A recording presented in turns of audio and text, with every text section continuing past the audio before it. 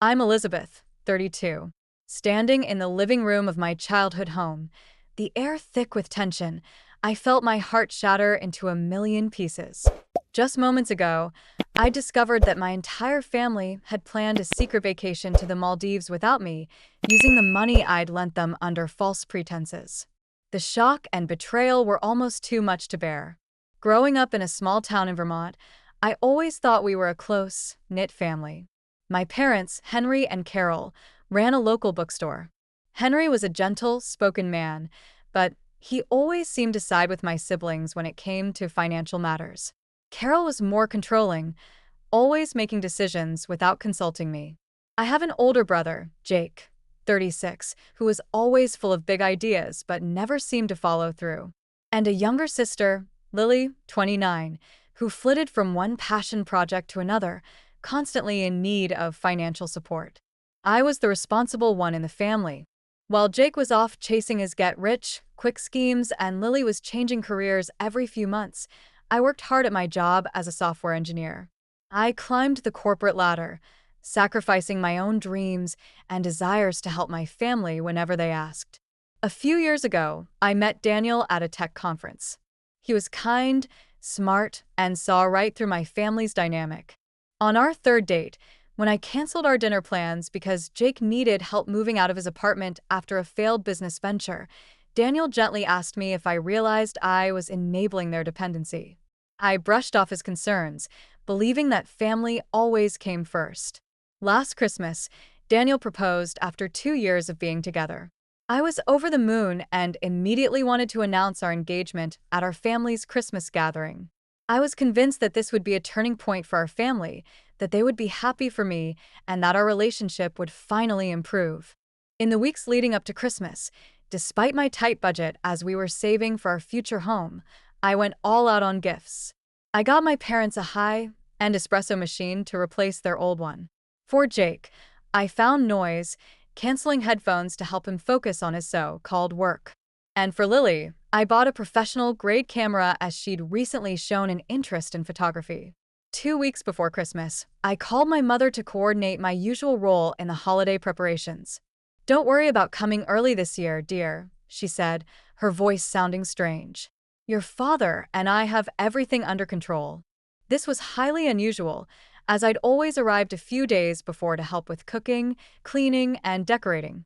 The next day, when I called Jake to arrange our travel, he was evasive. Lily, too, was vague about her plans. A week before Christmas, I stopped by my parents' house unannounced with some homemade cookies. As I pulled into the driveway, I saw my father quickly closing the garage door. Through the gap, I saw several suitcases. When I asked him about it, he said they were organizing for a local charity drive. Inside the house, it was spotless, which was also out of character, as my parents usually left the cleaning until the last minute. I noticed travel brochures hidden under a magazine on the coffee table, but didn't say anything. 3 days before Christmas, I received a group text from my mother reminding everyone about the Christmas Eve dinner and the morning gift opening. The message reassured me, and I convinced myself that I was just being paranoid due to work stress. On Christmas Eve, Daniel and I arrived at my parents' house with our gifts and a bottle of champagne. The house was decorated beautifully, and for a moment, I felt a sense of warmth and belonging. But as the evening progressed, I noticed that something was off. Everyone seemed distracted, and no one asked about our engagement plans. After dinner, as we were getting ready to go to the church service, Lily left her phone on the couch. A notification popped up, and without thinking, I glanced at it. It was a message from a Maldives travel group, reminding everyone to meet at the airport at 8 a.m. the next day. My heart sank. I opened the message thread and saw the worst. It was a group chat with my parents, Jake, Lily, and some extended family members. They'd been planning this vacation for months, using the money I'd lent them for emergencies. When Lily returned and saw me with her phone, she demanded it back. I confronted them, my voice shaking with anger and hurt. "Why didn't you tell me about this trip? Why did you lie to me?" My mother tried to excuse it, saying they knew I was busy with work and didn't want me to feel left out. But I knew it was more than that. They'd used me for years, taking my money and my support for granted. In the following weeks, I was devastated. I called in sick to work for the first time in years, unable to face the world. Daniel was by my side, bringing me tea and comforting me through my tear-filled nights. My phone was filled with messages from my family, but I couldn't bring myself to read them. Instagram notifications showed pictures of them on the beach, smiling and having the time of their lives, while I was left to deal with the betrayal. On New Year's Eve, I finally opened their messages. My mother asked me not to overreact, saying they loved me. My father said it was just a mistake. Jake told me to stop being so dramatic, and Lily said I was being selfish. Not a single genuine apology. I decided to see a therapist, Dr. Emily Thompson. In our first session, I poured out my heart, telling her about the years of imbalance in our family. She helped me realize that the Christmas incident was not an isolated event, but the culmination of a lifetime of being taken advantage of.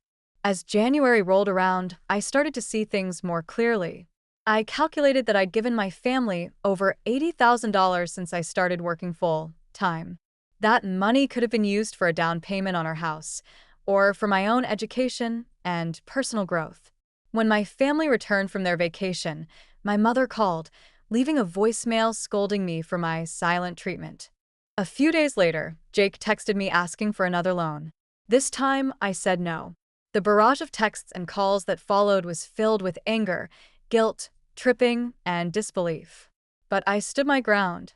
My parents called next, trying to convince me to help Jake. I told them that families should support each other in a healthy way, not by using me as a bank. I said I was done being the family's financial safety net. As the months passed, my family's tactics escalated. They sent me pictures of family gatherings I wasn't invited to, hoping to make me feel guilty.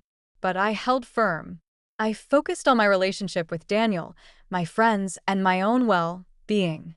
In therapy, Dr. Thompson helped me understand that what I was experiencing was an extinction burst. My family was used to getting their way, and when I stopped enabling them, they lashed out.